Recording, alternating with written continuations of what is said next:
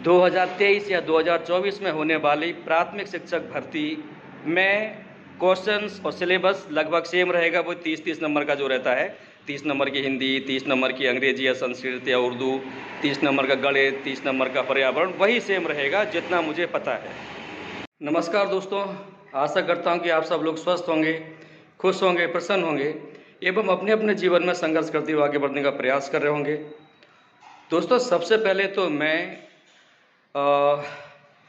अपने जो एक मित्र हैं या जिनका मैं दिल से बिल्कुल आभार करता हूं और उनको दिल से धन्यवाद देता हूं, और श्री कबीर रामपुरी जी, ठीक, उनका पूरा नाम यार मैं बार बार भूल जाता हूं, उसके लिए माफ़ी चाहूँगा। और वो अपने चैनल के माध्यम से भी पदवृद्धि के लिए, थर्ड काउंसलिंग के लिए बहुत प्रयास कर रहे हैं, और पूरी की पूरी धन्यवाद कि जो सभी के अधिकारों के लिए इतनी ठंड में भी भोपाल के जमुरी मैदान में डटे हुए हैं और शांतिपूर्ण तरीके से अपनी बात सरकार तक पहुंचा रहे हैं। और मुझे यह बताते हुए बड़ी खुशी हो रही है आपको। मैं किसी को क्या बोलते हैं परेशान करने के लिए नहीं बोल रहा हूँ, सिर्फ बता रहा हूँ कि मेरी वर्ग की तैयारी आज की डेट में पूरी हो चुकी है और अब बचे मेरे पास 50 दिन, और मुझे इन बचे हुए 50 दिनों में बार बार रिवीजन करना है बस। तो एक भाई ने कल कमेंट किया था, कल नहीं परसों, शायद ब्रजेश तिवारी जी हैं रीवा से, और उनकी जो पत्नी है वो वर्ग की तैयारी करना चाहती हैं, अगली वाली वर्ग 3 की। उन्होंने पूछा था, सर 2023 की वर्ग 3 होगी कि नहीं, उसका पैटर्न क्या होगा। तो उन्होंने बोला था प्लीज़ सर इसके ऊपर वीडियो बनाइए। तो जैसे मैंने अपने बारे में कहा कि मैंने अपनी तैयारी पूरी कर ली है।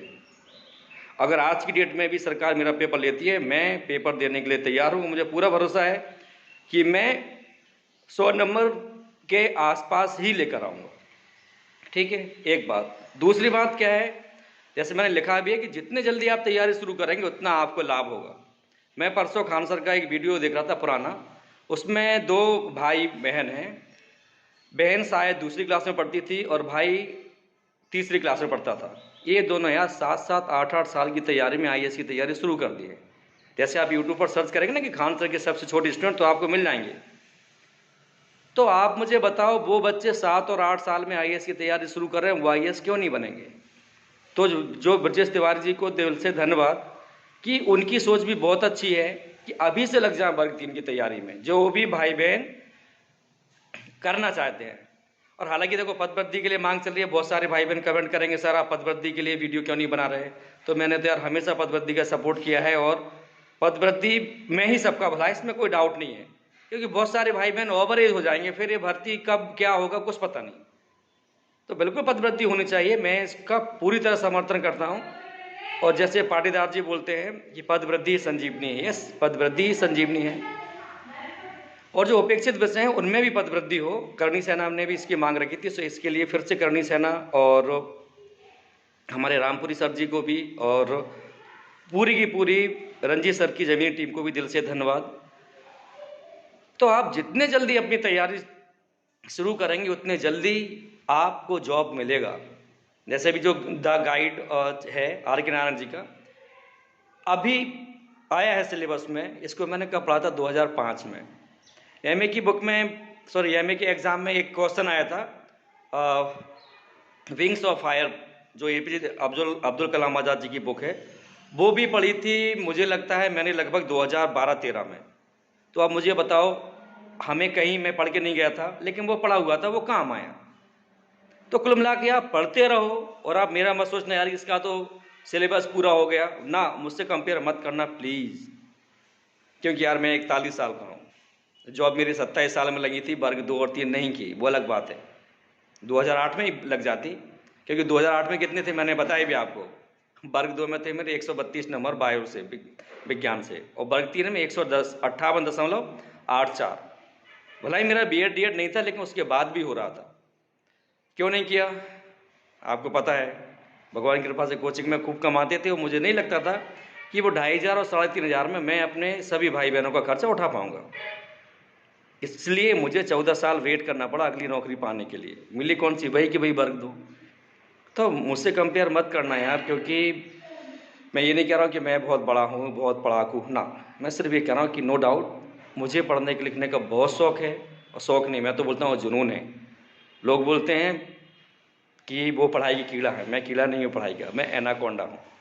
मैं बिना खाना खाए रह सकता हूँ, और भी बिना कपड़ों के, फटे हुए कपड़ों से मैं अपना काम चला सकता हूँ, लेकिन बिना किताबों के मैं कभी नहीं रह सकता।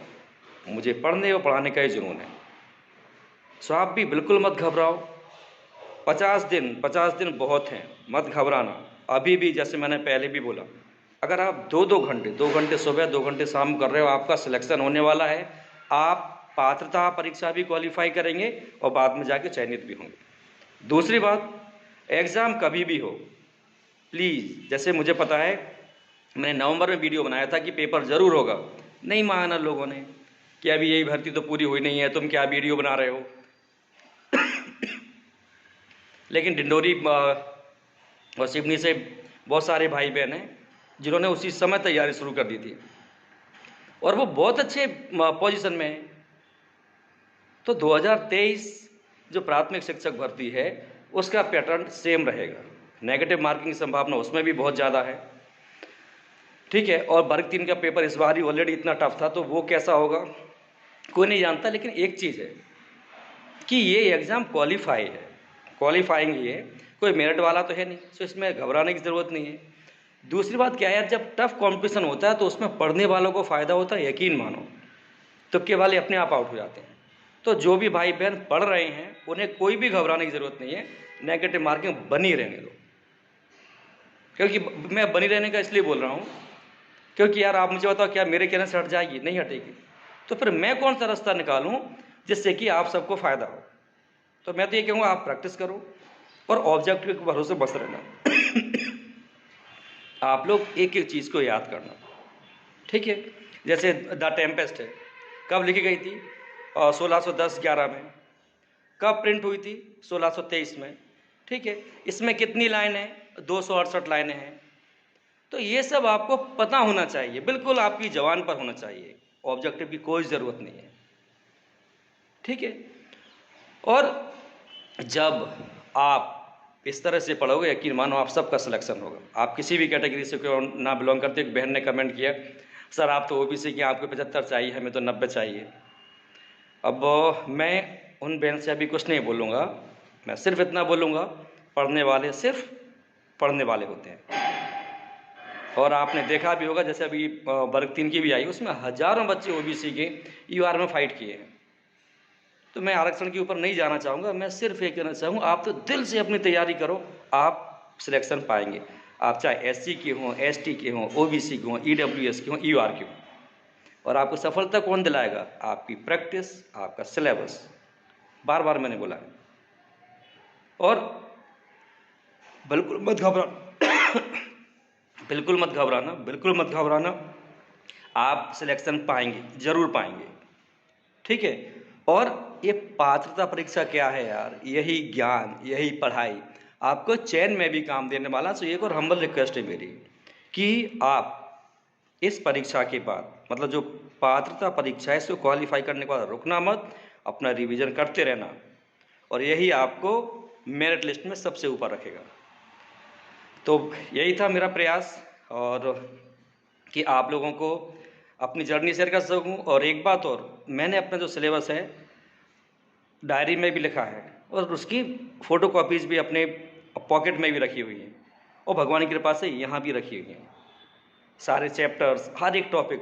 तो ऐसा ही आपको कर, उसका रीज़न क्या होता है? जैसे मान लो मुझे आर्टिकल याद आया, फटाक से मुझे आर्टिकल के बारे में सब चीज़ें मेरे दिमाग में घूम जाएंगी। जैसे माई मदर मुझे याद आया, the portrait of A lady याद आया, तो वो सारी की सारी चीज़ें दिमाग में घूम जाती हैं। इसलिए आपको आपका सिलेबस बिल्कुल याद हो जाना चाहिए, ठीक है। और 50 दिन में आप क्वालिफाई कर रहे हैं, मुझे पता है। और उसके बाद आप अपना प्रैक्टिस मत बंद करना, प्रैक्टिस बंद मत करना, और आप देखोगे कि आप मेरिट में ज़रूर आएंगे और आप जॉब पाएंगे। फिर आप ही मुझे इसी चैनल पर कमेंट करेंगे कि सर हमारा सिलेक्शन वर्ग 1 में हो गया है। जय हिंद, जय भारत, खुश रहिए, खूब आगे बढ़िए। आपके माता पिता और गुरुजनों को मेरा सत सत नमन।